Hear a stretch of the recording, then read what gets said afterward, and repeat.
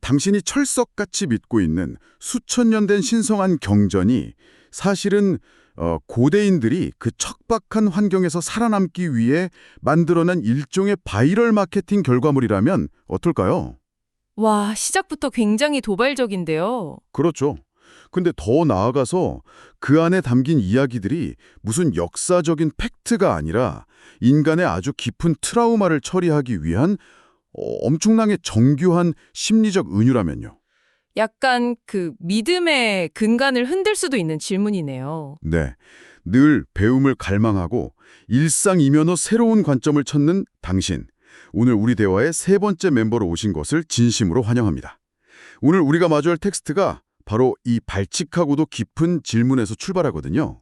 네, 오늘 다룰 자료의 핵심을 아주 정확히 찌르는 질문입니다. 오늘 우리가 함께 뛰어들 심층 탐구의 출처는요. 김창호 작가의 저서 에덴의 뮤토스와 로고스, 그중에서도 이야기의 원형, 에덴 이야기라는 발췌본입니다. 네네. 이번 탐구의 미션은 아주 명확합니다. 그 성서라는 고대 텍스트를 단순히 막 물리적이고 역사적인 팩트로만 읽어내는 그런 일차원적인 접근을 완전히 부숴버리는 것. 그리고 그 안에 숨겨진 인류의 거대한 무의식, 그러니까 저자가 말하는 옛사람들의 숨결을 해독하는 지름길을 찾는 거군요. 맞습니다. 자, 본격적으로 이걸 한번 파헤쳐 볼까요? 그러죠. 이 자료가 던지는 첫 번째 도발은 이겁니다. 성서라는 그 방대한 텍스트가 사실은 아주 치밀하게 설계된 이야기 모음집이라는 거예요. 법전이나 역사서가 아니라 이야기 모음집이요? 네, 그리고 그 모든 서사의 기저에는 일종의 소스 코드 혹은 제1원형이 존재한다는 주장이죠.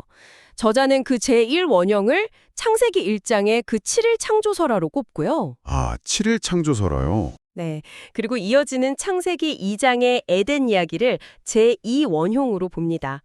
모세에 의해 문자로 기록되었다는 가설이 꽤 설득력이 있죠. 그 창조설화랑 에덴 이야기, 막 빛이 있으라 이걸로 시작해서 뱀의 유혹으로 선악과 먹고 쫓겨나는 너무 유명한 세팅이잖아요. 근데 그게 왜 하필 소스 코드라는 겁니까? 단순히 책의 맨 앞장에 있어서 그런 건가요? 단순히 위치의 문제가 아니고요. 여기서 흥미로운 점은 그 두 이야기가 고대 히브리인들의 무의식 깊은 곳에 아주 강렬하게 투영된 모든 서사의 설계도라는 겁니다. 설계도요? 네, 성서에 등장하는 수많은 변주들 있잖아요.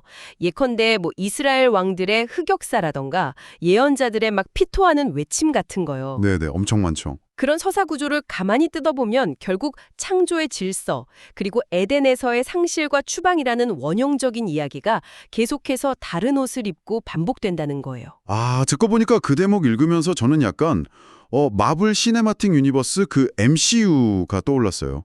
마블이요? 어떻게 연결되죠? 그러니까 수십 편의 영화랑 히어로들이 막 복잡하게 얽혀있는 그 방대한 세계관을 이해하려면 결국 가장 기원이 되는 아이언맨 1편이나 캡틴 아메리카 같은 오리진 무비를 봐야만 하잖아요. 그렇죠. 기원을 알아야 하니까요. 토니 스타크가 동굴에서 겪은 결핍이나 트라우마가 결국 나중에 어벤져스 전체를 관통하는 핵심 동력이 되는 것처럼요. 에덴 이야기에서 인간이 겪은 유혹, 부끄러움, 추방 이런 경험이 결국 성서 전체 캐릭터들이 겪는 고난의 소스 코드라는 거군요. 와, 아주 적절한 비유네요.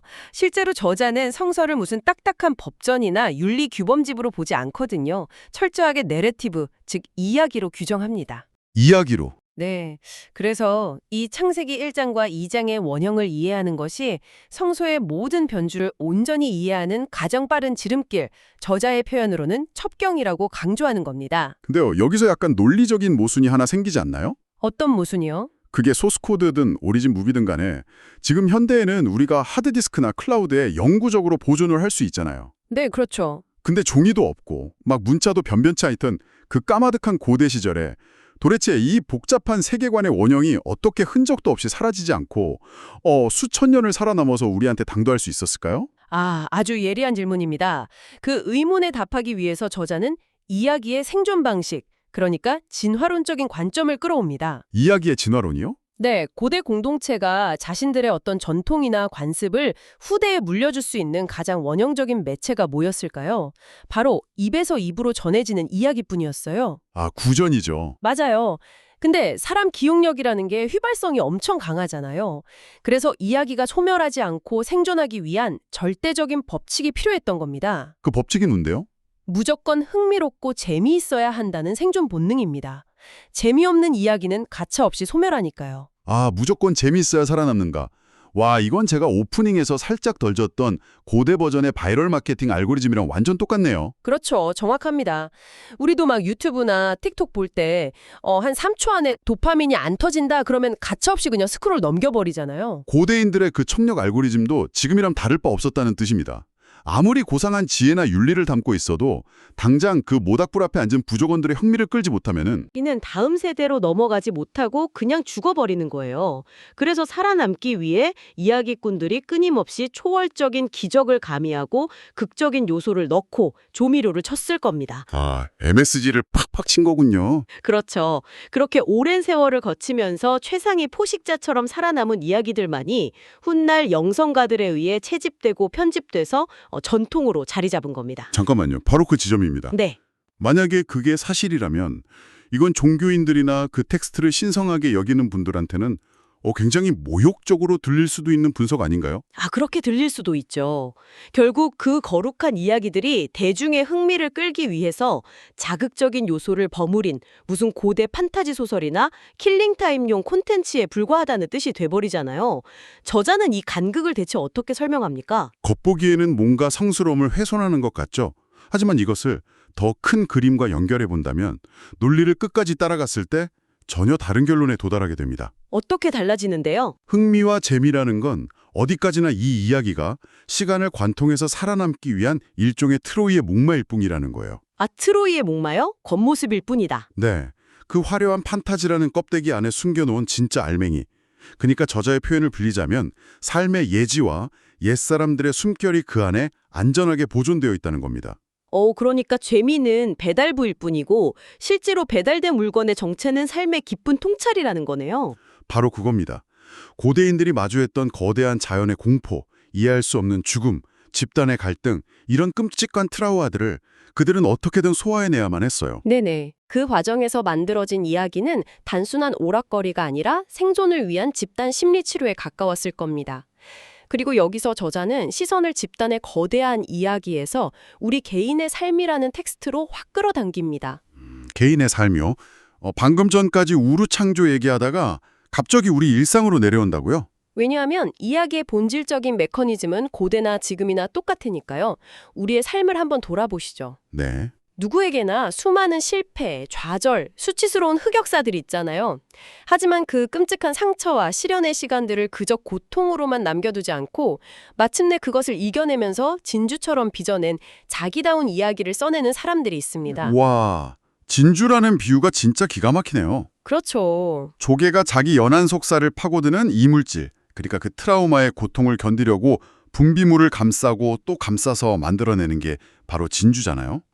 우리의 고통도 그렇게 하나의 빛나는 이야기가 된다? 맞습니다.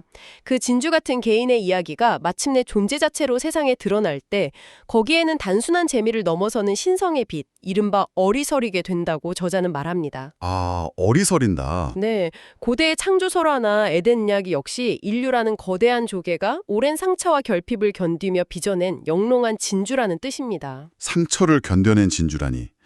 듣고 보니까 그 에덴 이야기에서 아담과 하와가 선악과 먹고 벌거벗은 자기들 모습 보면서 수치심을 느꼈다는 대목 있잖아요. 네네, 유명한 장면이죠. 그게 전혀 다르게 다가오네요. 그냥 옷을 안 입어서 부끄러웠다는 1차원적인 팩트가 아니라 인간이 살아가면서 필연적으로 마주하게 되는 어떤 나약함, 실패, 그리고 내 한계를 깨달았을 때 그 뼈아픈 트라우마를 묘사한 고도의 심리적 은유였군요. 와, 완벽한 해독입니다. 바로 그렇게 읽어내는 것이 저자가 말하는 이야기의 본질에 다가가는 첩경이죠. 자, 그럼 여기서 논리적인 다음 질문으로 넘어가 보겠습니다. 좋습니다. 이렇게 깊은 지혜랑 인간 존재의 처절한 성찰, 심지어 그 얼까지 담겨있는 정교한 은유를 두고 도대체 왜 현대의 많은 사람들, 특히 종교인들은 이걸 그렇게 평면적이고 납작하게만 읽어내려고 하는 걸까요? 저자가 가장 날카롭게 비판하는 지점이 바로 그곳입니다. 텍스트 안에 담긴 깊은 비유나 의식의 심연은 전혀 보지 않고 오직 그것을 과학적이고 물리적인 역사적 팩트로만 고집하는 때도 말입니다. 여기서 정말로 흥미로워지는 부분인데요. 그러니까 창세기 1장에서 7일 만에 세상이 만들어졌다는 걸 무슨 우주가 빅뱅으로 탄생했다는 물리법칙처럼 받아들인다는 거죠? 그렇죠. 문자 그대로요. 막 수요일에 해와 달이 만들어졌고 목요일에 새가 날아다녔다. 이거를 진짜 무슨 지구과학 다큐멘터리 보듯이 팩트로 믿는다는 거잖아요. 맞습니다. 하지만 저자는 아주 단호해요. 창조설화는 결코 물리적 창조 세계에 대한 과학 리포트가 아니라는 거죠. 과학이 아니다. 네, 모세오경을 엮어낸 고대의 편집자들은 당시 중근동에 널리 퍼져 있던 다양한 창조설화들을 그냥 최소해서 편집한 겁니다. 그 목적은 우주의 기원을 과학적으로 증명하려는 게 아니에요. 그럼 뭐죠? 바로 인간 의식의 가장 깊은 심연을 비유적으로 설명하기 위함이었습니다. 근데요, 심연을 비유하는데 왜 하필 그렇게 사실 같지도 않은 기적적인 이야기들을 썼을까요? 좀 더 논리적이고 철학적인 에세이 형식으로 남길 수도 있었을 텐데 말이죠. 이것은 아주 중요한 질문을 제기합니다. 그 대목에서 저자는 동양 철학의 거대한 비유 하나를 끌고 오거든요. 혹시 장자에 나오는 대붕 이야기 아십니까? 알죠. 그 깊고 검은 바다, 북명에 살던 물고기가 변해서 거대한 새가 되잖아요. 날갯짓 한 번에 막 바닷물이 삼천리나 튀어오르고 구만리 하늘을 날아간다는 그 전설에세요? 네, 바로 그 대붕이 인간 의식의 비상, 그 심연을 박차고 오르는 것을 상징하는 거대한 장치입니다. 근데 만약 누군가가 장자를 읽으면서 대붕의 양 날개 길이가 정확히 몇 미터입니까? 공기역학적으로 그런 큰 새가 양력을 받아서 나는 게 과학적으로 말이 됩니까? 이렇게 묻는다면 어떨까요? 그건 완전 코미디죠. 그런 질문을 하는 순간 장자가 말하려던 정신적 자유나 의식의 확장 같은 본질은 그냥 다 증발해버리잖아요. 애초에 팩트를 전달하려는 글이 아니니까요. 맞습니다. 창세기를 다루는 방식도 똑같아야 한다는 이치입니다. 인간 의식의 가장 깊은 곳, 언어가 닿지 않는 심연에서 일어나는 일들을 후대에 전달하기 위해 고대인들은 무엇을 선택해야 했을까요? 논리적인 언어로는 안 됐겠네요. 그렇죠. 수치나 통계 같은 건조한 팩트로는 그 깊이를 절대 담아낼 수 없어요. 그래서 필연적으로 그들은 비사, 즉 감춰진 이야기나 비유의 형식을 빌릴 수밖에 없었던 겁니다. 비사요. 이 지점 진짜 공감되네요. 우리 일상에서도 무언가 엄청난 감정을 설명할 때를 생각해보면요. 네. 내가 너를 3.5kg 정도 사랑해. 내 슬픔의 농도는 지금 78%야. 이렇게 팩트로 말 안 하잖아요. 절대 안 하죠. 가슴이 미어질 것 같다. 하늘만큼 땅만큼 사랑해. 이렇게 은유를 쓰죠. 혹은 우리가 밤에 꾸는 꿈도 마찬가지잖아요. 꿈 좋네요. 내가 현실에서 겪는 거대한 불안감을 뇌가 팩트로 안 보여주고 막 이빨이 다 빠져버리는 꿈이나 끝없이 추락하는 귀기한 이미지로 처리하듯이요. 고대의 신화나 성서 역시 인류 전체가 꾸는 거대한 꿈이자 은유로 봐야 한다는 거군요. 완벽합니다. 그래서 저자는 히브리어의 마샬, 헬라어의 파로이미아 같은 개념을 언급하면서 이 텍스트들이 본질적으로 풍요와 격언, 비유의 언어로 쓰였음을 거듭 강조합니다. 마샬, 파로임이야. 네, 그런데 이 지점에서 아주 안타까운 현상이 발생해요. 사람들이 이 거대한 은유의 숲에서 길을 잃고 오히려 텍스트를 경직된 교리로 묶어버리는 겁니다. 성서의 정통성을 무슨 축자 영감설이나 유기적 영감설 같은 신학적 호교론으로 방어하려고 하면서요. 잠깐만요. 용어가 갑자기 확 무거워졌는데요? 네네. 방금 말씀하신 그 축자 영감설이나 유기적 영감설이 정확히 무슨 뜻입니까? 우리 청취자 여러분을 위해서 아주 쉽게 좀 풀어서 설명해 주시죠. 제가 너무 신학적인 용어를 썼네요. 쉽게 말해서 축자 영감설은요, 성경에 적힌 글자 하나하나를 신이 직접 불러주었고 인간은 그걸 그냥 로봇처럼 받아 적기만 했다는 극단적인 문자주의적 믿음입니다. 토시 하나 안 틀리고 다 팩트다. 네, 마침표 하나까지도 다 역사적이고 과학적인 팩트라는 주장이죠. 그리고 유기적 영감설은 저자의 개성을 어느 정도 인정하긴 하지만 어쨌든 결과적으로는 성서 전체가 오류 없는 신의 말씀이라는 틀을 벗어나지 않아요. 그렇군요. 저자는 이런 팩트에 갇힌 태도, 즉 신학적 호교론을 강하게 비판하는 겁니다. 그러니까 그 대붕의 날개가 실제로 몇 미터인지 자로재고 있는 태도를 정당화하기 위해 만든 논리라는 거군요. 그렇죠. 저자의 지적 중 가장 뼈아픈 대목이 여기입니다.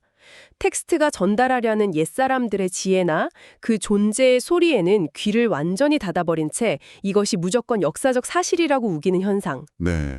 저자는 이를 두고 그저 신을 찬양하고 은총만 구하는 박수부대의 외침에 갇혀버렸다고 표현합니다. 와, 박수부대라. 달을 가리키는 손가락을 보면서 그 손가락의 지문이 몇 개인지 현비경으로 분석하다 못해 그 손가락 자체를 숭배하며 박수치고 있는 셈이네요. 달이 뿜어내는 그 신비로운 빛은 한 번도 올려다보지 못한 채로요. 아주 정확한 비유입니다. 여기서 청취자 여러분께 잠시 덧붙이자면요. 저희는 지금 종교 자체를 비난하거나 옹호하려는 게 절대 아닙니다. 오직 오늘 출처 자료에 담긴 저자의 텍스트 해석 방법론에만 객관적으로 집중하고 있다는 점 꼭 기억해 주시기 바랍니다. 네, 중요한 환기네요. 저자 역시 신앙을 부정하는 게 아닙니다. 텍스트를 대하는 그 납작한 태도를 문제 삼는 거죠. 다행히 저자는 긍정적인 해결책도 제시합니다. 어떤 해결책이죠? 독자가 신학적 편견과 팩트라는 방어막을 완전히 내려놓고 텍스트와 순수하게 마주할 때 비로소 놀라운 일이 벌어진다는 겁니다. 방어막을 내릴 때요? 네, 텍스트가 역사적 사실이라는 껍데기를 부수고 나와서 독자에게 직접 말을 걸기 시작하죠. 그때 우리는 그 아득한 고대의 밤, 두려움을 나누던 옛사람들의 펄떡이는 숨결을 정면으로 만나게 되는 겁니다. 와, 옛사람들의 펄떡이는 숨결을 만난다. 텍스트가 시간을 뛰어넘어서 살아 움직이는 유기체가 되는 거네요. 맞습니다. 자, 오늘 우리가 뛰어든 이 여정이 바로 그 숨결을 해독하는 과정이었습니다. 처음에는 창세기 1장과 2장을 히브리인들의 무의식이 담긴 소스코드로 바라봤고요. 네, 그리고 그것이 살아남기 위해 흥미진진한 이야기라는 트로이의 목마를 썼으며 그 안에는 개인과 집단이 트라우마를 극복하며 빚어낸 진주 같은 삶의 예지가 담겼다는 걸 분석했죠. 나아가서 그 깊은 은유를 얄팍한 팩트로만 소비하려는 맹목적인 태도를 경계하며 막 대붕처럼 의식의 심연을 비행하는 비유로 읽어내야 한다는 데까지 왔습니다. 결국 이 모든 논의는 단 하나의 핵심으로 귀결됩니다. 그게 뭐죠?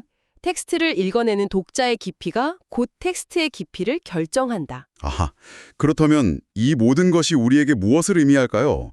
오늘 출처 자료에서 저자가 남긴 문장 중에요.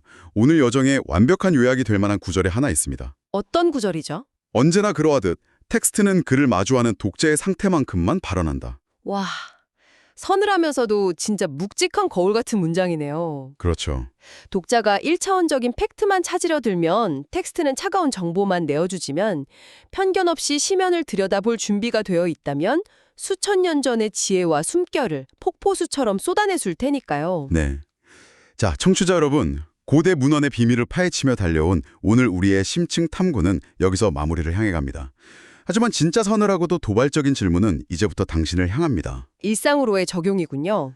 네, 오늘 우리는 에덴의 이야기라는 고대 문헌을 도마 위에 올렸지만 이 독자의 상태라는 원리를 당신이 살아가는 바로 오늘 이 일상으로 한번 끌고 와 보시죠. 네.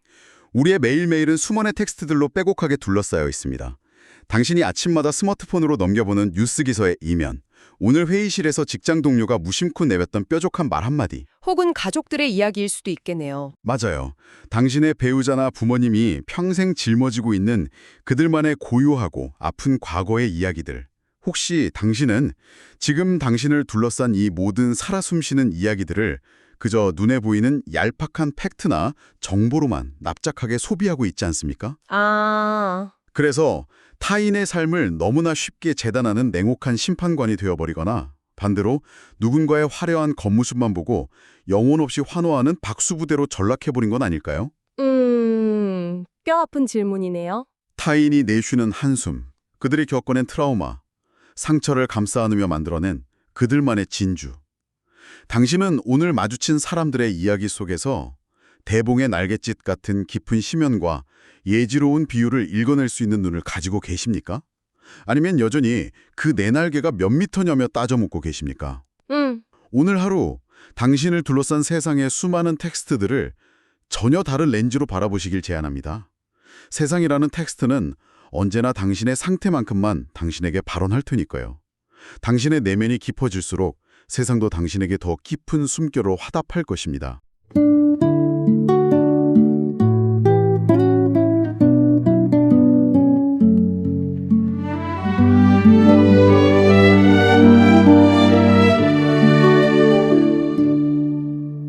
정서는 단순한 기록이 아냐